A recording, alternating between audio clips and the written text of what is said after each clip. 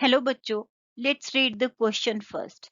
The question says, give the product when CH3 twice CHBr is subjected to Wood's reaction.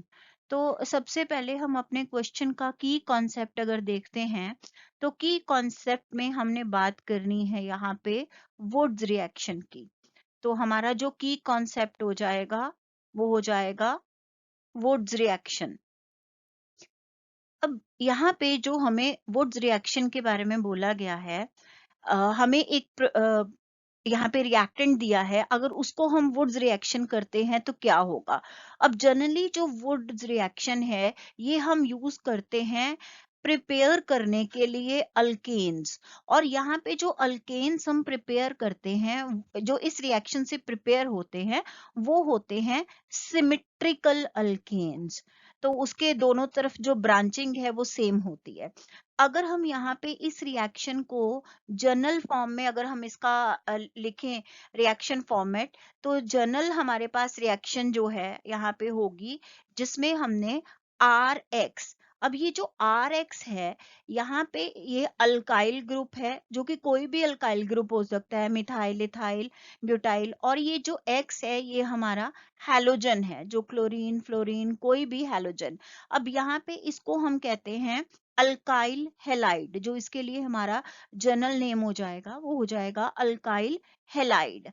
अब इसके two molecules यहाँ पे use होते हैं और इसको हम रिएक्ट करवाते हैं सोडियम के साथ।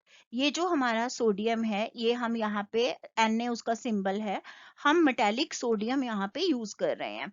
और जब इस रिएक्शन को कैरी कर रहे हैं हम यहाँ पे, तो हम लोग जो यहाँ पे एनहाइड्रस ईथर, या जब हम इसको कह सकते हैं कि ड्राई ईथर हम यहाँ पे यूज कर रहे हैं, तो हमारे पास जो प्रोडक्ट बनेगा एक तो वो हो गए अल्केन्स एज अ प्रोडक्ट, हमारा मेजर प्रोडक्ट जो कि हमें चाहिए, और साथ में हमारे पास दो मॉलिक्यूल्स जो हैं वो सोडियम हैलाइड के मिलेंगे।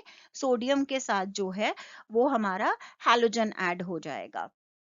तो अगर अब हम इस रिएक्शन को, जो प्रोडक्ट हमें दे रखा है, जो रिएक्टेंट सॉरी हमें दे रखा है, तो यहाँ पर हमें दे रखा है CH3, और इस ये टू मॉलिक्यूल्स हैं उसके, और ये CH, और यहाँ पे इसके साथ Br हैलोजन अटैच्ड है।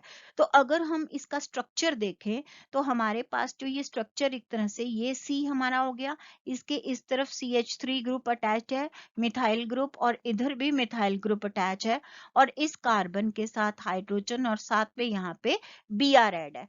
तो ये जो Br हमारा है ये हमारा हैलोजन है। तो अगर हम यहाँ पे इस कंपाउंड को नेम देते हैं तो ये हमारा हो जाएगा 1 2 एंड 3। ये जो Br है वो C के साथ अटैच्ड है, तो इस कंपाउंड का हमारा जो है वो नेम हो जाएगा 2। सेकेंड पोजीशन पे हमारे पास ब्रोमाइड है तो 2 ब्रोमो, और यहाँ पे 3 कार्बन एटम है तो प्रोपेन। ये हमारा रिएक्टेंट हो गया 2 bromo propane.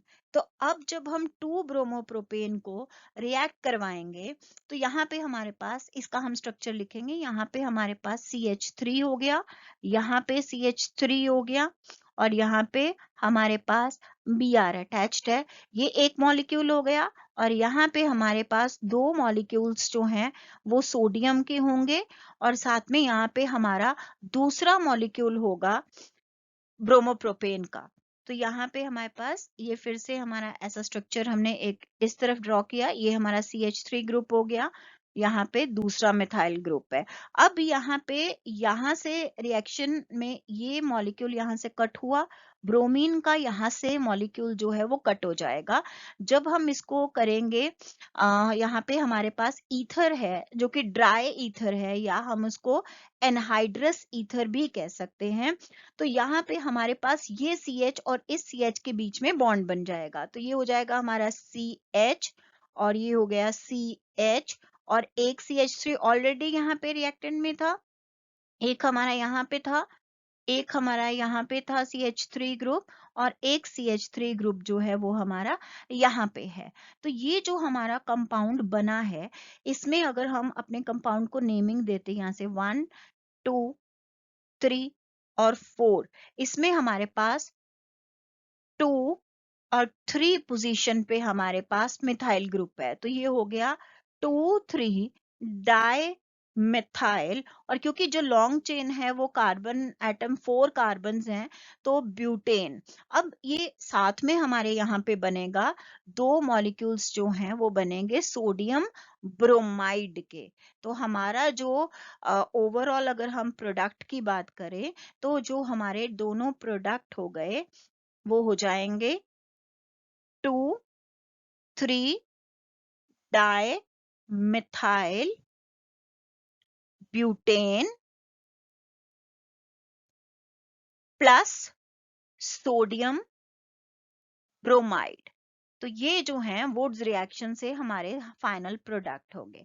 I hope you understood it well. Best of luck.